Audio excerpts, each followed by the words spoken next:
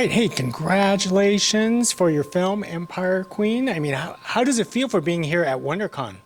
Thank you, Gig. It's an honor to be here, actually. This is our first time at WonderCon, and we're so proud to have a finished movie that we love, and we hope that people respond to it well. And we had a panel earlier today, and it's just been great, really fun. I'm having a blast. I love costumes, so I'm in heaven. It's really fun to come out here and see the enthusiasm of the fans, and so we really feel like this is our audience. Mm-hmm. I've been coming to Comic-Cons and WonderCons for a long time, and they are my favorite places to go to because they are fantasy, and that's what our movie's about. And it's the world I love to live in. Fantasy, it is a world that is so imaginative, but tell us about how that actually came about for you. First, I understand it's from a music video. Sure. So I'm also a singer, and I was putting out an album at the time and wanted to do a music video that reflected my love of fantasy and adventure and motion pictures. So the idea occurred to me, what if I did a music video that looked like the trailer to a high-end fantasy adventure film?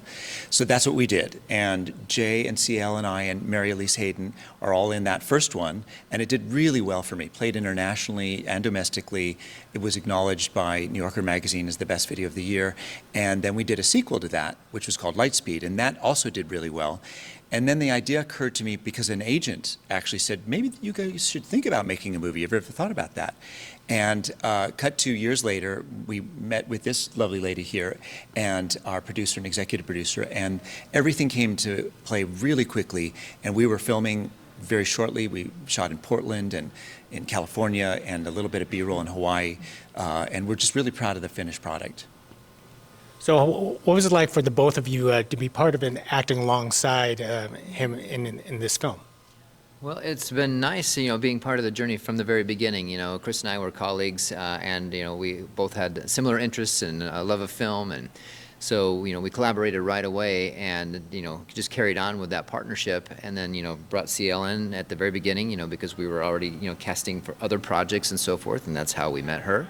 And so it's been really nice to see this evolve into something greater, and the end result is obviously bigger than the sum of its individual parts, and it just keeps growing for us. I think we all really geek out together on anything fantasy. So at the end of the day, we're all friends. So of course it was a blast just to hang out with my friends. And tell us about your involvement into why this special project for yourself. I mean, you sound like you're a big fan. I am a big fan. I'm a big fan of my love here. I'm also a big fan of the movie industry, and I wanted to fulfill Chris's dream. This was his lifelong dream, and it was kind of a birthday present that I go ahead and film this movie. And he was a little bit surprised, and I said, let's go for it. And he said, let's do it. And we did it, and we took off quick, and it's amazing. I'm very proud. I told Chris the only thing I really, really expected from this movie, other than the most spectacular score in the world from Nicholas Repetto, was it be a practical movie and not something that is so full of CG where you can't make sense out of anything anymore. And it turned out, it's a classic. It's like a classic. It's beautiful. I'm very proud of it. So you didn't have to come up with a new album for this movie, did you? No. In fact, all the music was written by Nicholas Repetto, and he did a marvelous job. It's a symphony orchestra and a live choir. It's just mammoth as an accomplishment. And it's a character in the movie, no doubt. When you watch the film, that score is a pillar that we all are supported by. It's really special. Now, tell us about the preparation. The sword fighting is, the choreography. That is something here in the film. Yeah, Janosik and I, who played Lord Voss, we rehearsed all of our fight sequences, and that was exhausting, actually. And we shot it from multiple cameras, drones, moving cameras, just to get the action moving. It was really fun and something we were looking forward to, but also kind of dreading at the same time because we knew it was going to be a lot of work. And I remember from the very beginning, a friend of ours and who appears in the film, Bobby Lento, That's right. A sword master, weapons master, and we went to his house and we actually did some training with the weapons to really understand how to wield them properly. Wow. So no one got hurt, of course, right? I did on one of the music videos, and I just really got a good crush on one of my fingers from getting struck. But you shake it off and you move on. And for you, I guess one of the hardest things is, there's one thing about sword fighting, but there's another thing about waving the wand.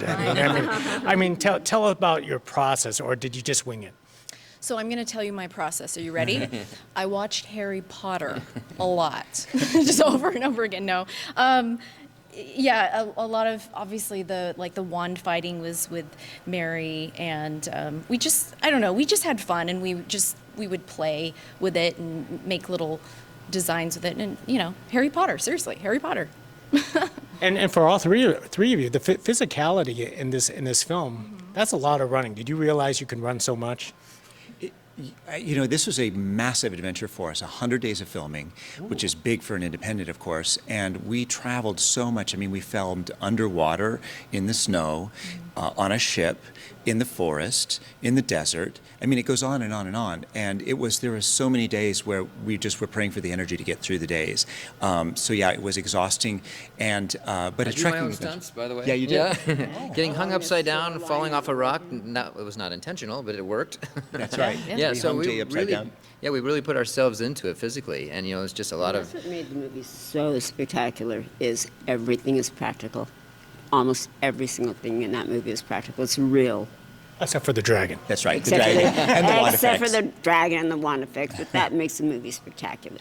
But otherwise, it's real. Real people doing real things. And We it's like beautiful. Thanks, Kiki. We like the idea of making a kind of an old time film in a way, like a practical, almost classical style film. So what kind of audiences that you believe that would really love this type of film? Well, they always ask, what's your genre? Where would you go on the video shelf, so to speak? And for us, we're definitely an adventure, fantasy, comedy genre. So I think that anybody who's a fan of Princess Bride or Harry Potter will really get something out of it. We're hoping so. Don't you guys agree? I actually think that we're a little bit pleasantly surprised that this goes beyond some of the demographics that we originally were targeting, and we're attracting the young and the old alike, and the males and the females equally for different reasons. So we're very broad, I think, in terms of our appeal, at least for those that appreciate fantasy, comedy, and action. My 4-year-old niece loves it, and my 95-year-old neighbor loves it. So. Yeah, and it's like I have an autistic godchild who watches this movie nonstop, 24/7 if he could, and he pretends that he's every single part of the movie, and he's learning things from it. So it warms my heart. I mean, it's a beautiful movie. And I also have to mention, and kudos to the costumes. I mean, Well, that's Chris. I mean, Chris put a lot of time and energy and love into those costumes. We would go down to the studio costume departments and start selecting things, and he had a very specific vision from the very beginning with Shine On Me. You'll see that costumery from the outset, and we just tried to carry those themes through and expand upon them and make the most of it because they are so fun and so visual. yeah. And did you guys get to keep the costume? We have a lot of them. We do. We're ready to sequel the movie. We've got a room full of there's a costumes. sequel. That's what our hope is. That's what our hope is. Yeah, we hope we find the right It's supposed response. to be a secret. Don't say anything. Don't say anything. Just Chris us and and I always have a joke because Chris's costume is actually quite complicated. It takes a while to get him into costume and character, ready to go, whereas I can slip mine on a little easier. So I think in the next one we got to do the quick release and spandex one piece is Yeah. what I'm going to wear in the I next know. one. I know. I was actually surprised that you made your your background soldiers with that bulky helmet. I think they suffered the most. They did. They absolutely did. And it bangs around as you're running. it's so It's nice. not easy to wear those, but they were champs, and we appreciate them for it. Well, it's excellent. Well, congratulations to all of you. Thank you for speaking to us about Empire Queen, and can't wait to speak to you again on the sequel. Thank you. Thank We you really so much. appreciate it. Thank you. Appreciate it. being Thank you.